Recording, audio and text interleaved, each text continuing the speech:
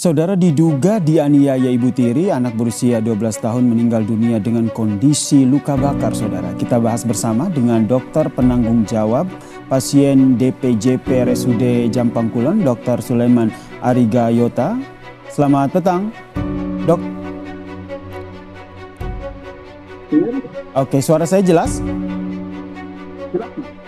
Dokter, sebagai penanggung jawab pasien saat itu pertama kali tiba, kondisinya seperti apa, dok? Bisa diceritakan?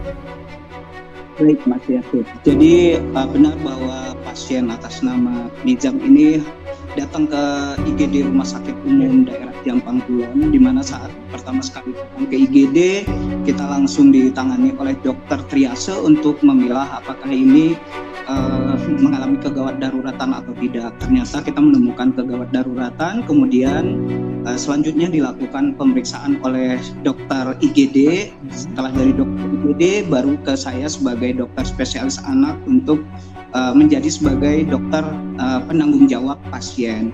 Benar, pasien ini saat datang ke IGD kita melakukan pemeriksaan dan melakukan anamnesa pemeriksaan terhadap pasien, kemudian menanyakan kondisi pasien kepada ibu dan bapak pasien yang datang saat itu mengantarkan pasien. Dari pemeriksaan memang kita menemukan keluhan utama yang disampaikan oleh keluarga adalah ada luka di tubuh pasien.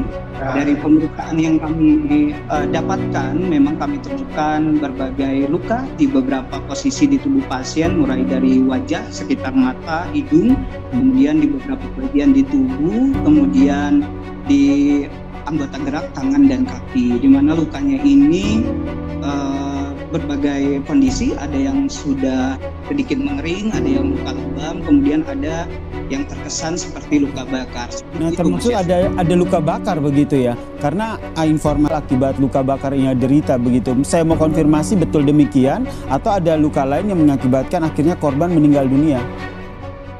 Baik, Mas Yansir. Jadi kita belum dapat menyimpulkan bahwa ini benar apakah luka bakar atau ada luka yang lain, karena dari pemeriksaan tidak sepenuhnya ini terkesan seperti luka bakar, tapi seperti yang tadi saya sampaikan bahwa di tubuh pasien ini ada beberapa luka dengan berbagai kondisi, jadi tidak bisa kita menyimpulkan bahwa ini murni sebagai luka bakar saja. Oke, saya mau konfirmasi informasi yang beredar bahwa kondisi paru-paru korban ini juga dalam kondisi yang memang sudah rusak akibat meminum air panas. Saya ingin konfirmasi betul demikian yang ditemukan.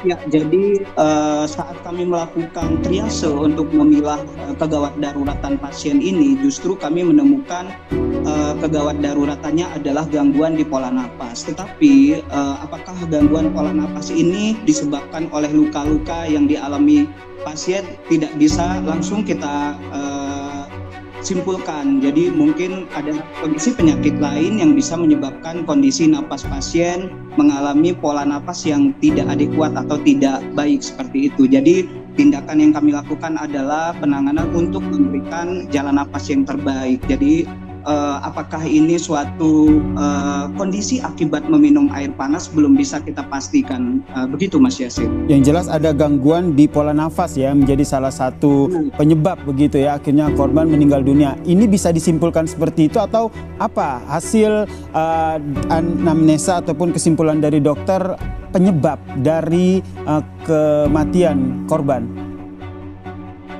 Mungkin untuk menyimpulkan langsung penyebab kematiannya kita tidak bisa memastikan, tetapi butuh pemeriksaan tingkat lanjut tentunya.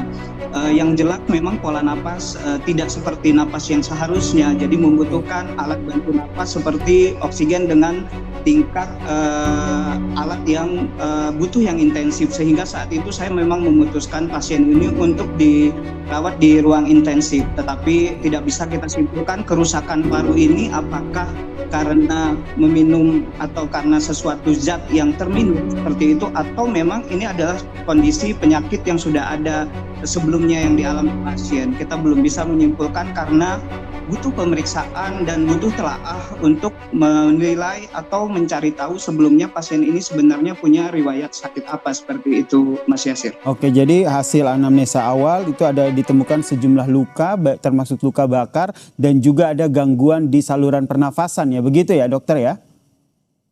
Untuk gangguan di saluran pernapasannya juga tidak bisa kita pastikan. Yang jelas pola napasnya terganggu. Pola nafasnya terganggu, ini beda hal ya.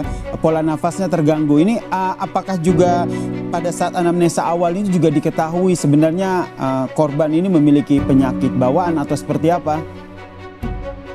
Kalau kita langsung memastikan tentu belum bisa secepat itu Mas Yasir, masih butuh pemeriksaan tingkat lanjut seperti pemeriksaan radiologi, misalnya ada pemeriksaan ronsen, kemudian pemeriksaan laboratorium dasar, dan tentu pemeriksaan laboratorium tingkat lanjut seperti itu, dan itu belum sempat kita lakukan karena kita masih menangani kegawat daruratan saja.